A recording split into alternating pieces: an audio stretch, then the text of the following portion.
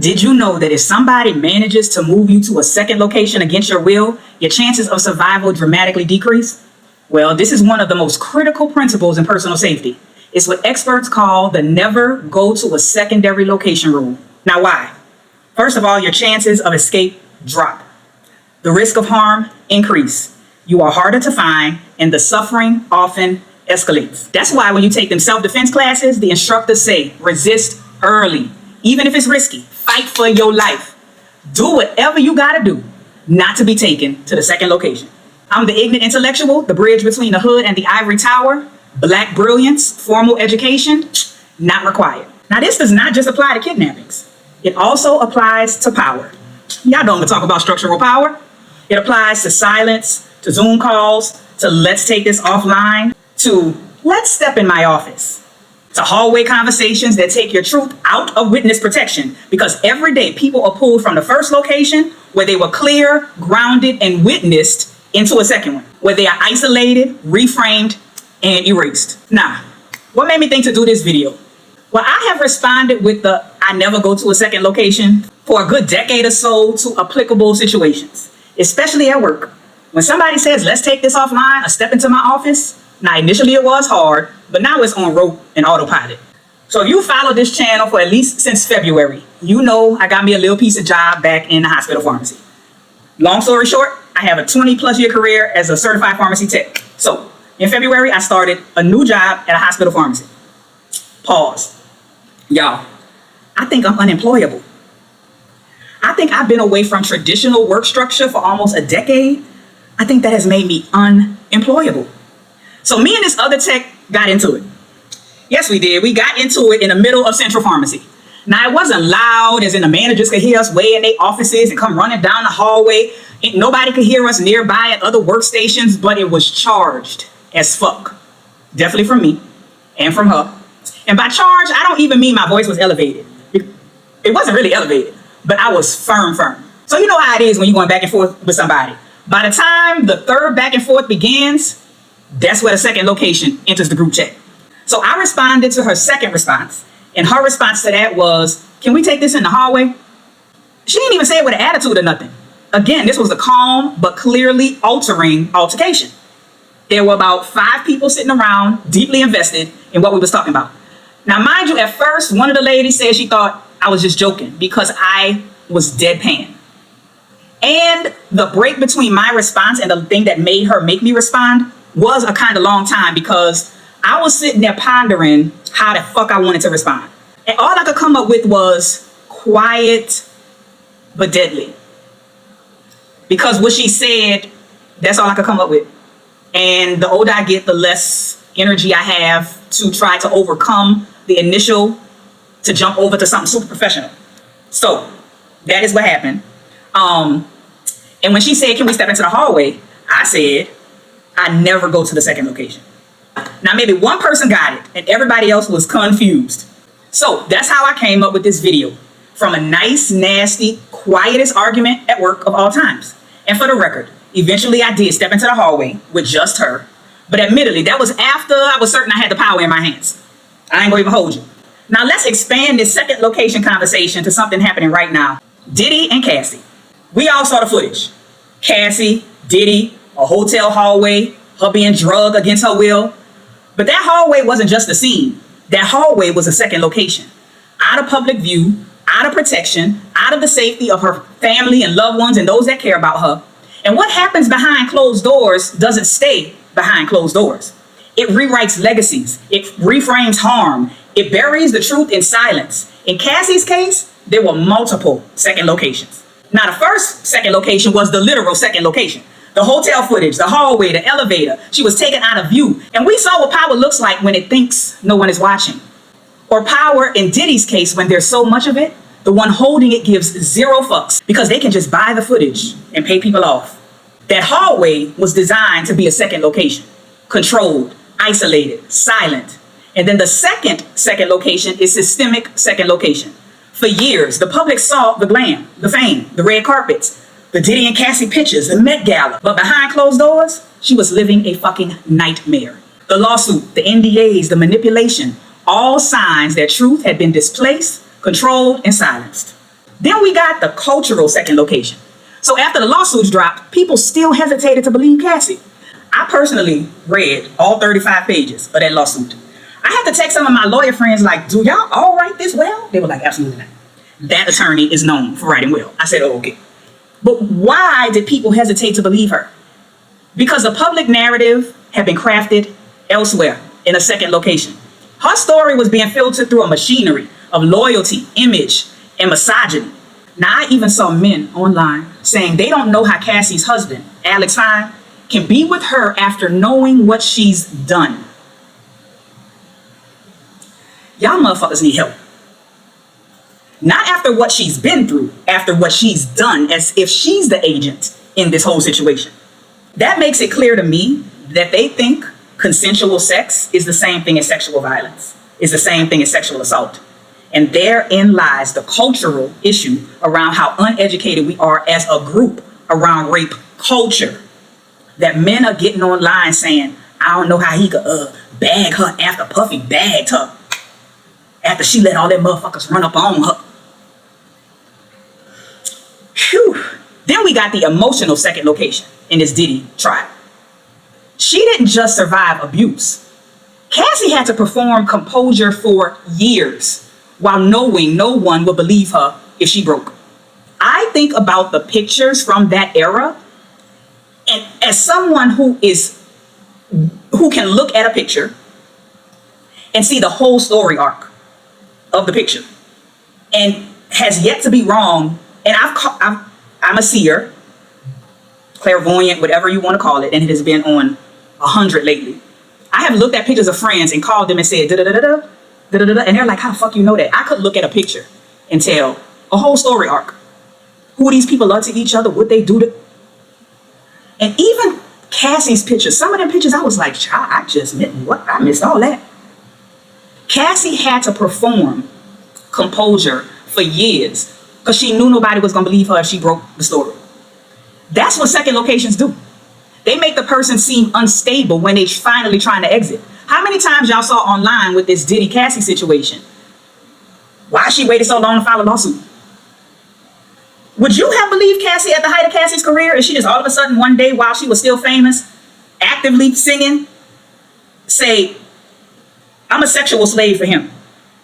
He makes me do these things called freak-offs. Don't be dumb. A lot of y'all just willingly be dumb. Now, mind you, this doesn't just happen to celebrities. It happens to black women at work. It happens to survivors in courtrooms. I would bet my bottom dollar it's happened to you. Every time somebody says, let's take this offline. Let's step in my office. Let's take this into the hallway. Offline is a second location. Someone's office is a second location. The hallway is a second location. That is why when my coworker said, can we step into the hallway? My response was, I don't ever go willingly to second locations. Do whatever you got to do not to be taken to a second location. Now let's start with the basics of what a second location even is. In physical self-defense, the second location is where the most harm occurs. Because once somebody isolates you, they own the narrative, the terms, the terrain, the entire landscape. So the second location, once you get drugged to the second location, your chances of survival plummet. Do whatever you got to do to not be taken to the second location. Fight for your life, even if it's your professional life. But in professional, relational, or systemic life, the second location is wherever your truth is displaced. You speak up in a meeting. Let's sidebar after. You raise discomfort publicly. Can we take this offline? You set a boundary in front of other people. Come talk to me in my office. Now it sounds mature. It sounds mature to try to contain, but I think that's because the brain is wired for compartmentalization and containment. So it sounds mature, but often it's not de-escalation. It's containment. And when you remove from the first location where your clarity lived, where your courage showed up, you don't just lose support, you lose protection. Do whatever you gotta do to not be taken to the second location. Now, beyond actually losing witnesses, what happens for real when you move to the second location? First of all, you've been displaced. You haven't just moved, you've been uprooted from context, from cadence, from clarity. Now you're expected to restate what was already said. but in calmer tones, in safer formats, in different power dynamics. What was once righteous becomes reactive. What was once loud with loves becomes aggressive. And you have just lost your witnesses, many of whom might share a cultural background with you. So when shit hits the fan and Seth decides he wants to label you or your hand gestures or your bodily movements or your word usage as one thing, those culturally attuned witnesses, they can say, nah, son, you bugging. That ain't what happened. That ain't what that means. But the moment you step into the second location is you and Seth. And now all of Seth's cultural rules apply to the whole interaction. You just lost your witnesses by going to the second location, seemingly benign hallway or seemingly benign office. Second locations allow power dynamics to flare. And think about who generally has the positionality to even suggest a second location. Who has an office? Who has time on their schedule to talk offline at whim? Who feels safe enough to take a heightened conversation into the hallway because they know you're going to be less likely to go the fuck off in public? Who? Now, the second location isn't necessarily more private like an office. It can be a public hallway. It could be a conference room. Shit, it can even be the cafeteria where there are tons of people around, but they're not remotely connected to or interested in what you and Seth got going on. So now look at your ass. Seth then took you into a place filled to the brim with people, knowing damn good and well it's a silencing tactic. I'm gonna do a separate video on this, but did you know that most people drown, most individuals drown, surrounded by many people? Most individuals, when they drown in a body of water, they are surrounded by people. So don't think that the second location necessarily got to be private and all you looking out for is for people saying step into my office or even step into the hallway. No, going into a big open space is a strategy for safety, but for certain people when they know how to power broker, that can be a silencing tactic. Then you are on their terrain. The second location usually is not neutral. The first location is neutral. The second location is theirs. Their office, their agenda, their energy. You go from being grounded in your truth to being a guest in their domain. And now you are confronted with managing both the message and their comfort in the second location because you're on their terrain. And the stakes get reframed. In public, it was a rupture. In private, it becomes a misunderstanding. What needed to be addressed gets called a moment of debrief. The issue shrinks. The system protects itself as systems are designed to do. Push out protesters and objectors, fueled by individual complacency and silence, and systems are designed to withstand change. So the fact that your big issue got reduced to just a misunderstanding is literally how structural systems are designed to function, to withstand the change of your big push against it. Do whatever you got to do to not be taken to the second location. And your truth, now that becomes a reaction to process, and we'll get back to you about it. And how many of y'all still waiting for somebody to get back to you about something that resulted in stepping to my office? I done said it 4 times. Do whatever you gotta do to not go to a second location. Because some second locations we willingly walk to. Cassie got drugged to different second locations. Some of these second locations we put first one step after the other. Do whatever you got to do not to find yourself in a second location.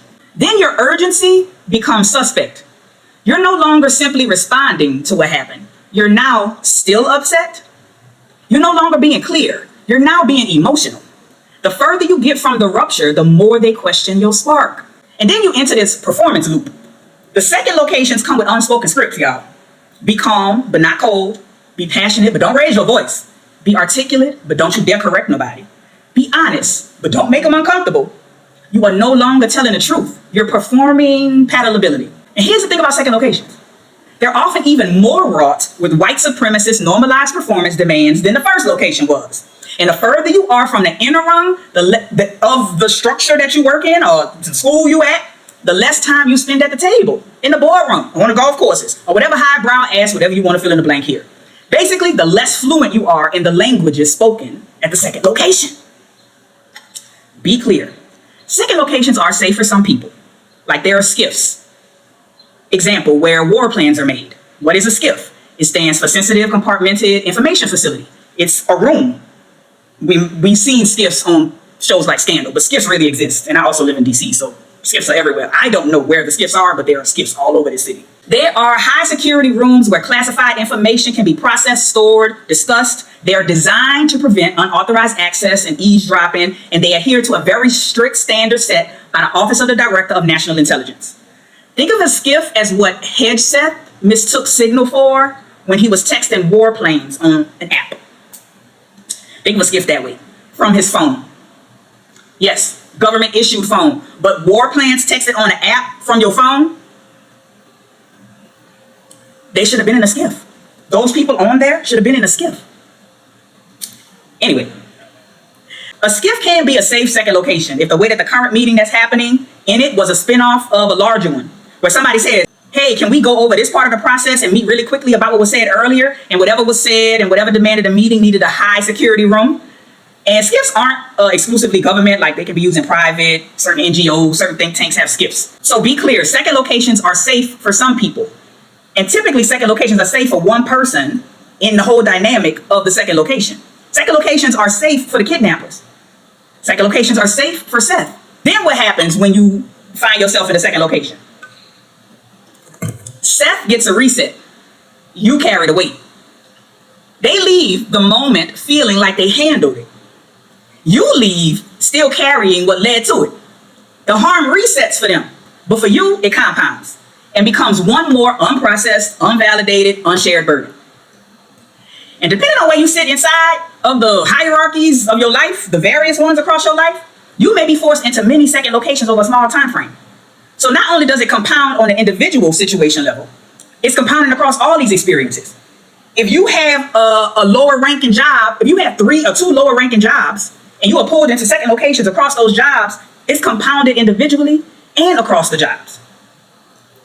And when you go to the second location, the rupture becomes your discomfort. What was once systematic becomes personal. It's like the violence disappears and your reaction becomes the loudest thing in the room. Again, you're going to have to tell a story again. And what's going to happen is that when you're telling a story, Seth is going to then disagree or agree with parts of what you said, and then you don't have no witnesses to interpret that. Y'all see where I'm going with this? Suddenly, it's not what happened. It's how you choosing to carry what happened. Do whatever you got to do to not find yourself in the second location. Now, y'all know I like to go deeper. Second locations are not only found at work or when your ass is getting kidnapped. Second locations are built into every system that protects power. Medical. Disagree with a provider. Let's step into another room. Now you label difficult and non-compliant. This just happened to me the other month at Whitman Walker Health. I'm still debating on whether I'm going to draft a scathing email to their 2 CEOs. One is an Indian woman and one is a black woman. Beginning with, when I woke up on May 20th, washed my ass, got dressed for my medical appointment, being called shim by your staff was the last thing on my mind. Especially at an organization like Whitman Walker that is known for being one of the most queer-friendly healthcare providers in the country. Anyway, then we got religious. The public harm is named, and someone says, speak with the elders privately. Or let's stay after church and meet with pastor in his office. Now, Jesus then became surveillance child. The holy, the divine has become a helicopter. Then we got relationships. You set a boundary and somebody else says, can we talk about this later? Or this is not a good time. Delay becomes erasure. The second location never even happens. Then digital, you get called, you call out harm publicly. What they say, DM me. Baby, the DMs is one of the, is a premier second location. And then a call in becomes a call off, child. Because they ain't gonna respond. You're gonna be looking at that scene message for the next 50 years. They saw that shit. Now, what is feeding what in this whole second location dynamic? Power wants containment. I said that before. And the feed out is that they call it professionalism. Professionalism is containment. That institutions actually fear rupture. And so they call it de-escalation. White supremacy wants your silence. So they call it tone policing. Patriarchy wants dominance. And so they call it private resolution. There are feed loops that happen with the second location. They move you. Then they say your silence is maturity. Then they isolate you and they say your calm is professionalism. But you weren't helped. You were handled. Now, how can you protect yourself in this whole situation? So what do you do? What do you do in the moment to protect yourself in these specific moments when someone says, let's step into the hallway or let's take this offline? Now, it might seem like what I'm about to offer is too in-depth or too cumbersome for such a quick moment, but you have to build your muscle. Over time, it won't feel overwhelming. Ask yourself a couple of things in this moment. Quick. Who controls this new location? Who gonna control this new location? What power is shifting right now? In this whole, can we step outside? Do I feel safe or simply silenced? And if the answer is that you don't feel safe, we don't go to the second location. And I'm not talking about physical safety necessarily. I'm talking about emotional safety. You could say things like, I prefer to keep this in the thread so everyone stays aligned. Like, I'm open to continuing, but I'd like to document it after. And if this shifts to a private conversation, I'll need a follow-up. Now, my personal go-to for in-person requests to go somewhere else after I say I never moved to the second location. And if I know I gotta move to the second location, I don't feel safe doing this without anyone but me and you. And I quickly identify somebody else to come with me. Notice I identify someone else. I don't let Seth identify somebody else, because then Seth gonna go get Matthew, somebody with identities more similar to Seth than to me. So now I'm operating according to Seth and Matthew's shared cultural language. No, thank you. I pass. Now, this is not about paranoia. This is about protection. Because the more silent the room becomes, the more careful your words have to be, and the clearer your boundaries must become. And shit, you could call it paranoia if that's what you need to do to make it through your day. Feel free. You could put paranoia in the form of paperwork. Zarandrian is paranoid. That's fine. Does a check come with my paranoia? Does a pay increase come with my paranoia? Does disability services come with my paranoia? You would say whatever the hell you want to say, because I am paranoid, because you're unsafe, Seth. You just tried to go get Matthew too? I feel double teamed. Here's the thing. Second locations don't always look violent. So if you're looking for it to look violent, reframe. Sometimes they look like opportunities. A private chat, a friendly pull aside, a quiet moment to reflect. But be careful. Because once your truth is pulled into a room you did not choose, it's not truth anymore. It's performance, it's politeness, it is survival. Do whatever you gotta do not to find yourself in a second location. Because see, initially, you were clear. You were right. You were loud enough. And you can't let people take that from you. Y'all know what I'm gonna say. Do whatever you gotta do not to find yourself in a what? Second location. All right, y'all, I would love to hear your thoughts on this. Second locations, Seth, hallways, offices, dominance, power imbalances, all of that. Share your experiences in the comments. If you found this video helpful, don't forget to like, subscribe, comment. And I'm the Ignant intellectual, the bridge between the hood and the ivory tower. Black brilliance, formal education, not required. You ain't gotta agree with me, but at least know why you think what you think. Peace.